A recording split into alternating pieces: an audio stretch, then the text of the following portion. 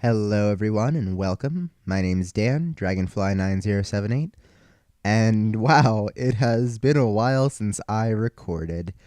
Sorry about the, what is it, couple months of wait.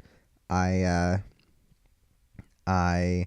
got distracted by school, and then I was just being lazy because it was summer, but I am back, so hopefully that's fine with you guys.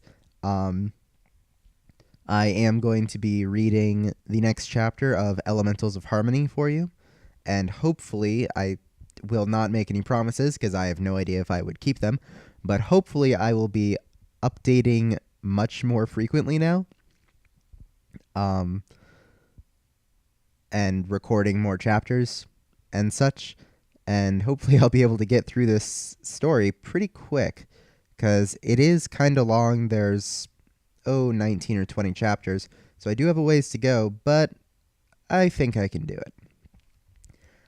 That being said, I don't really think I have anything else to talk about, so let's just get into it.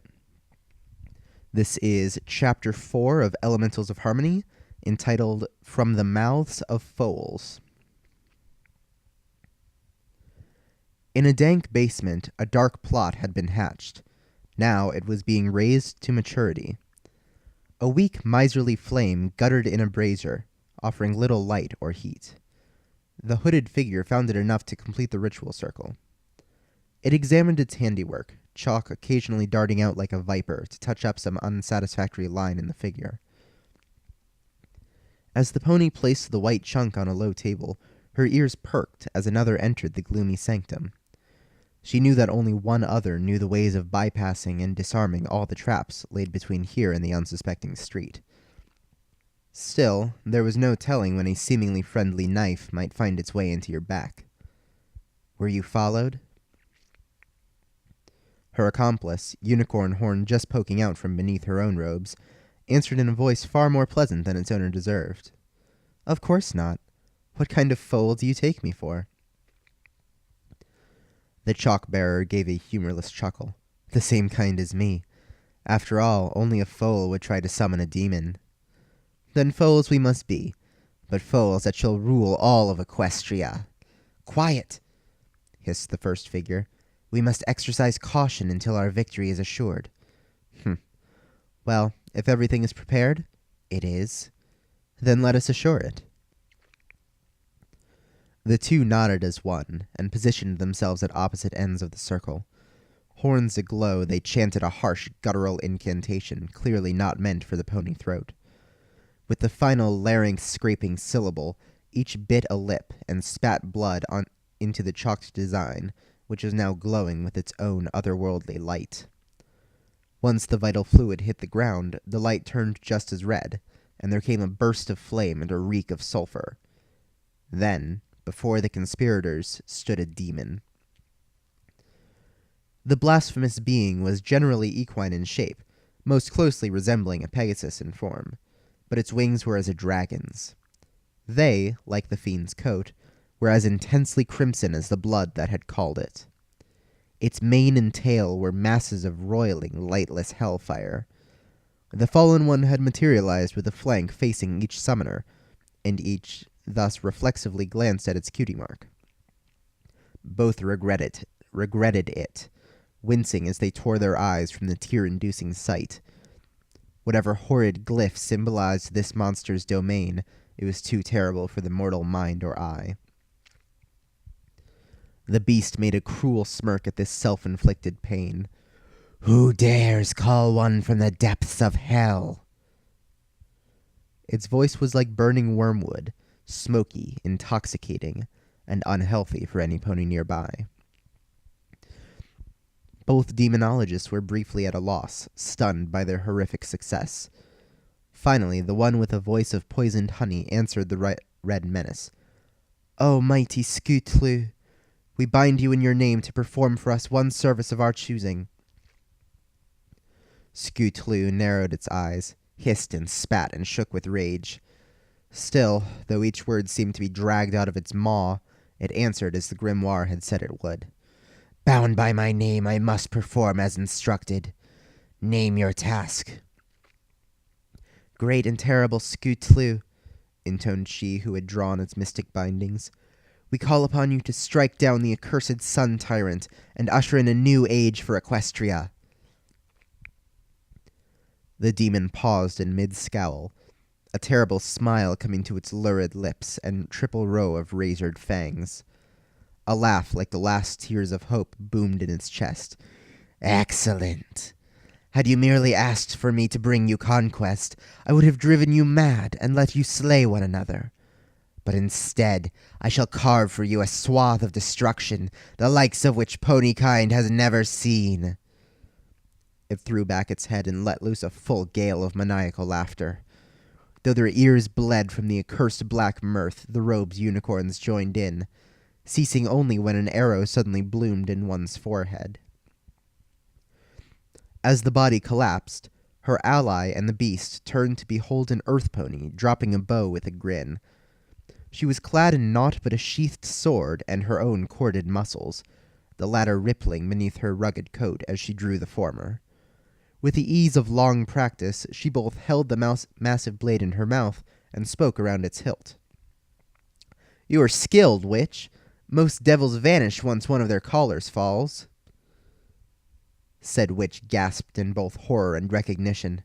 Apollon the barbarian! These were her last words, for a breath later the mighty sword Dragonfang bit deep into her breast. As Apollon tugged the stout weapon from the unicorn's black heart, she joined her fellow sorceress in ignoble death. Crumb's favorite daughter turned her steely gaze and equally steely sword on the hellspawn. Much to her displeasure, it still had not evaporated into a cloud of brimstone. So, you remain here still? The demon gnashed its teeth, spread its wings, and flared its baleful mane. All you have accomplished by slaying those foes was freeing me from this thrice-cursed seal. Now I may feast on your still-beating heart.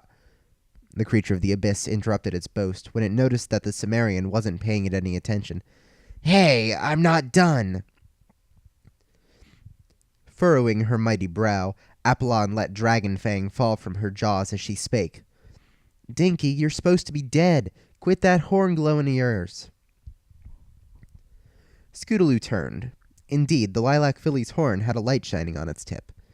Dinky got back up, despite their protests, removing the crusader cape she had been using as a spooky cultist hood. Now that she could get a better look at it, she considered her horn and smiled. Oh, that's my dinky sense. Dinky sense? Sweetie Belle bolted upright, looking around frantically. Is something gonna fall? Is it a monster? Is it bees? No, it's bees! All three Cutie Mark Crusaders performed the time-honored Ponyville crisis reaction, panicking and running to nowhere in particular. This was interrupted by a very loud, piercing whistle. The trio turned to look at the now blushing Dinky. It's not like Pinky Sense, though she was the one who named it. My horn just does this when my mommy's getting close. She scanned the horizon, then pointed a hoof. See? Sure enough, in that direction there was a gray shape amidst the Sunday air traffic. Whoa, a parent detection spell, enthused the Pegasus. That'd be way helpful when Mom's trying to catch me reading Coltan books. Applebloom frowned. Why'd your pa give you them books if your ma don't want you reading them? Scootaloo smirked and replied as only a true Rainbow Dash fan filly would. 'Cause my dad's at least 20% cooler than she is. Sweetie Belle's attention wasn't so quickly diverted. Do you think you could teach me a sister detecting spell? The other unicorn filly shrugged. It's not really a spell, it just kind of happens. It's sort of like a... She paused, made sure the unhorned crusaders were occupied, and leaned in to whisper. Like a mana leak. Sweetie's eyes widened as Dinky scratched at the ground. A mana leak was an embarrassing instance of unintentional magic that could afflict a few unicorns well into foalhood, usually triggered by intense emotions or dreams. The white filly hesitantly asked, You don't... No, not for months. Almost a whole year. Dinky's outburst was enough to attract the other filly's attention. What are you two talking about? Asked a bemused Scootaloo. The answer, in almost flawless stereo, was unicorn stuff. Judging from her frown, the young Pegasus found this response unsatisfactory. But before she could dig further, she was interrupted by the landing of an older winged pony. "Hello, Muffin." Love and relief flooded Dinky's system. "Hi, Mommy." She rushed to nuzzle her mother, appearance be darned. Fillies who said bad words didn't get any dessert. "Hello, Miss Ditzy," chorused the Crusaders. "I guess it's time to go?" asked the blonde filly, regret lacing her tone. Her mother smiled. "Actually, I have a bit of business at Sweet Apple Acres. You and Applebloom can talk on the way. Now, where is Big Macintosh?" "Right here, Miss Ditzy." It was a credit to her self-control that the Pegasus didn't go airborne when that deep voice came from right behind her. "Oh, you startled me a bit." The last word hung open, along with her jaw. "I know," drawled the workhorse. "What can I say? I'm a softy when it comes to my little sisters." Cardboard wings had been taped onto the harness he habitually wore, along with triangles of the same material that went along his spine. Scootaloo gave a cheery grin and an explanation. "We were being Cutie Mark Crusader pulp heroines, fighting dragons and demons and all sorts of stuff." Sweetie Belle chimed in. "It was all pretend, so we were also being Cutie Mark Crusader actresses. And Cutie Mark Crusader storytellers," added Applebloom. All three cried out, "Cutie Mark Crusader multitaskers, yay!" Ditzy winced a little from the point-blank outburst, but managed to keep a smile going. "Well, it certainly seems like you fillies have had a lot of fun today." "It was all thanks to Dinky," gushed the young Pegasus. "Oh?" The bow-bearing Earth filly nodded in agreement. "Uh-huh. She had the idea to do stuff that needed a whole mess of talents to do real well. That way we can try even more stuff than usual." Ditzy managed to keep herself from cooing over how adorable the trio was being. The fact that each of their flanks was still blank as the day they were born was apparently immaterial. They had been having too much fun to care. "Well, I'm afraid that will have to be enough crusading for today. It's getting late, and I'm sure your siblings and parents don't want you all out after dark." Indeed, the western sky was filling with the warm hues of sunset. "I know I don't," Big Macintosh noted. Moans of disappointment were quickly forgotten as arrangements were made to get every pony home. Scootaloo buzzed off with Sweetie Belle in tow, while the dews and apples made for Sweet Apple Acres. As the fillies happily chattered about their own concerns, the adults were, for a time, silent. Surprisingly, it was Big Mac who first spoke. "If'n y'all pardon my prying, Miss Ditzy, what all do you need to do with the farm?" The pre-prepared story came easily to mind and tongue. "A few things I need to tell Applejack about." "Such as?" "Well, for one, I'm acting as a messenger for a surprise party for Pinkie Pie. After the one on her birthday, every pony asked me to spread the word so she doesn't go so paranoid that she starts talking to turnips again." "Beg pardon?" Ditzy smiled and shrugged. "This is Pinkie we're talking about, though I admit that I got the story's second hoof from Rainbow Dash. I guess she could have embellished it a bit." Big Mac gave a low, earthy chuckle. "I reckon so. Anything else?" "Oh, a few things, but it's all filly stuff. You wouldn't be interested." Given his red coat, it was next to impossible to tell if or when Big Macintosh was blushing, but given his sudden coughing fit, Ditzy was willing to guess that now was such a time. "Well then, nice weather we're having, ain't it?" The Pegasus gave a mental laugh at the awkward subject change. "Ah, filly stuff. When don't you work on stallions?" "Certainly been good for deliveries. Minimal turbulence, low wind even at my usual cruising altitude, as low as that is. Oh, sorry, I must sound like a flight school instructor." The workhorse gave a soft smile. "Well, I wouldn't know about that." "I guess not, sorry." "No need to apologize, Miss Ditzy. I think of it as a compliment to my intelligence." An odd thought entered Ditzy's mind. "Big Macintosh, this may sound odd, but—" "Miss Ditzy, I'm quite flattered, but I'm not interested in a relationship right now." "What?" The two turned to look at each other with surprisingly similar looks of confusion. Big Mac cleared his throat. "Oh, beg your pardon? No, it's perfectly understandable. A few minutes of awkward silence passed, punctuated by the heedless background noise of the foals. Finally, just as Ditzy was about to resume the conversation, they arrived at the front gate of Sweet Apple Acres. Big Macintosh nodded to her. Thank you for the company, Miss Ditzy. Thank you for watching Dinky today. My pleasure. AJ should be inside about now. I'll go fetch her for you. Thanks again. Not a problem. Come on, Apple Bloom. Coming, Big Mac. Bye, Dinky. Bye, Miss Ditzy.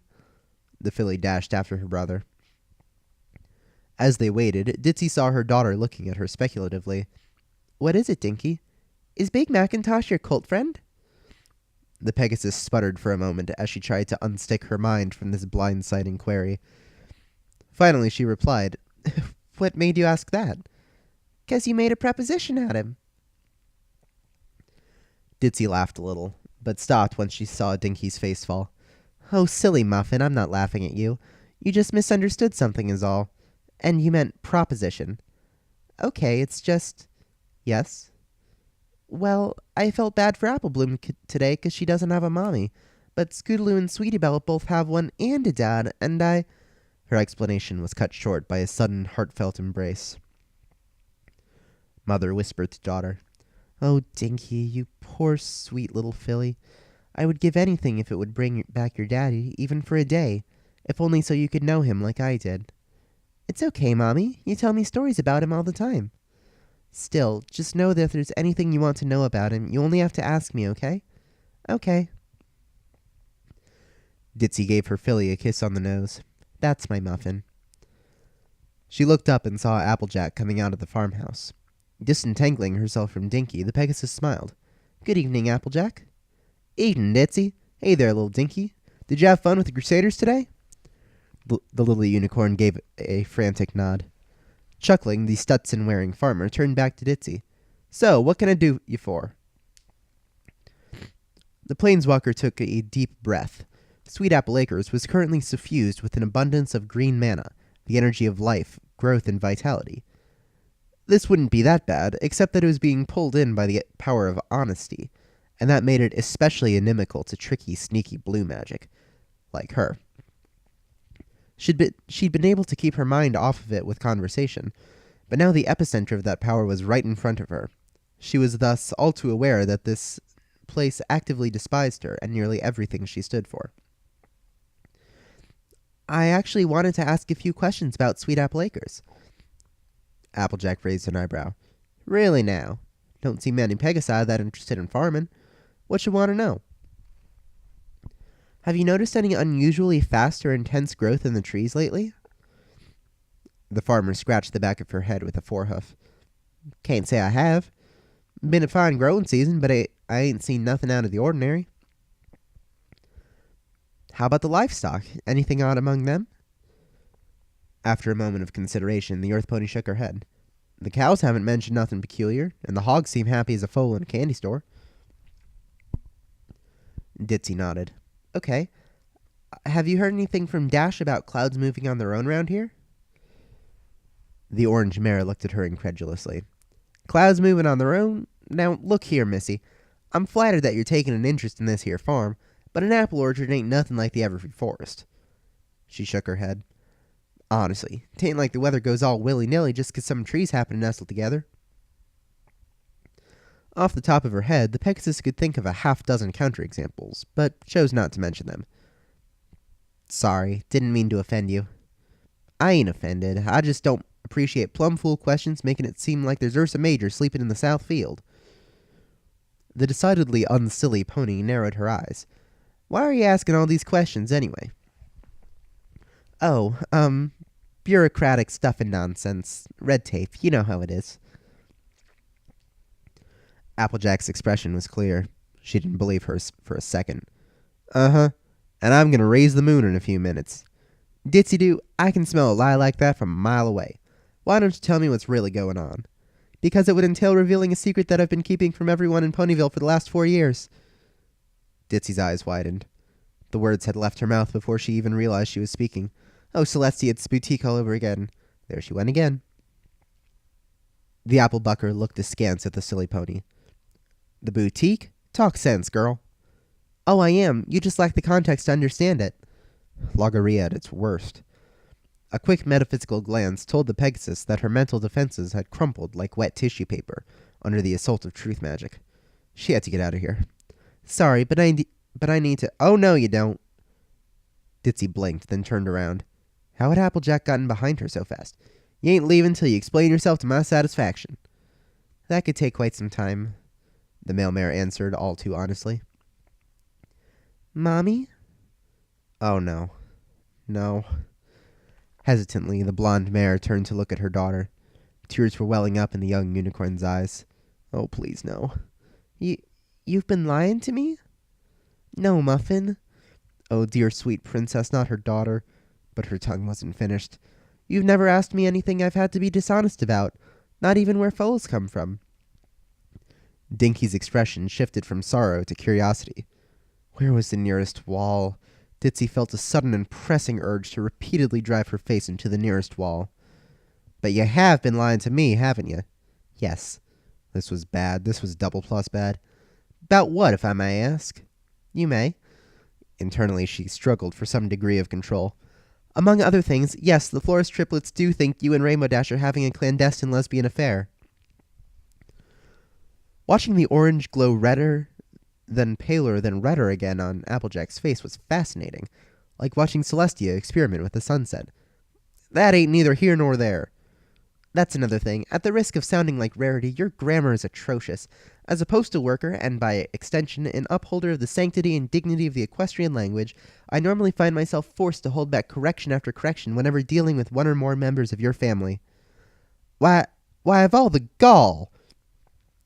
For the record, I really am sorry about this. You see, your element of harmony, namely honesty, has caused a dramatic rise in the ambient green mana on and around this farm, and because of my increased sensitivity to such things, I'm finding myself unable to control these 100% truthful monologues.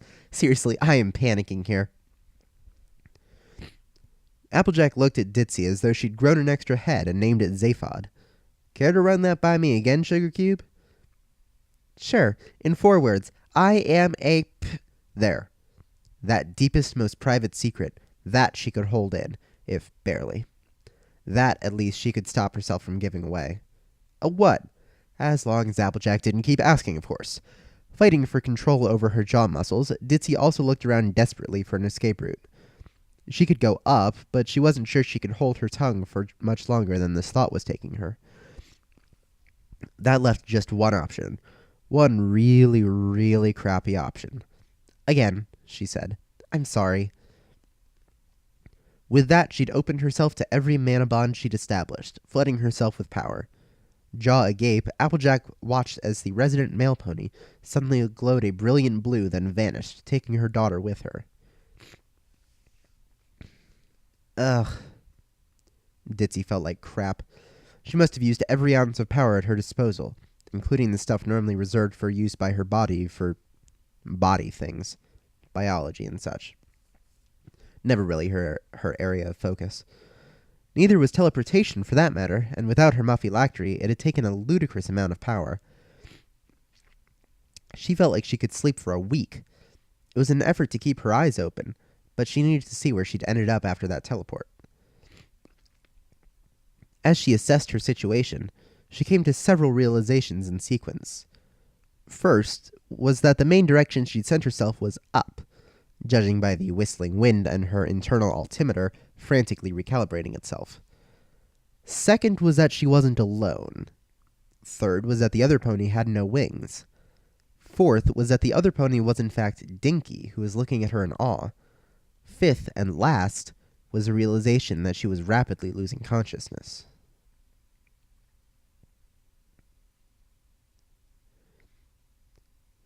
Alright, that's it for Chapter 4. Thank you for listening, and I will see you guys later.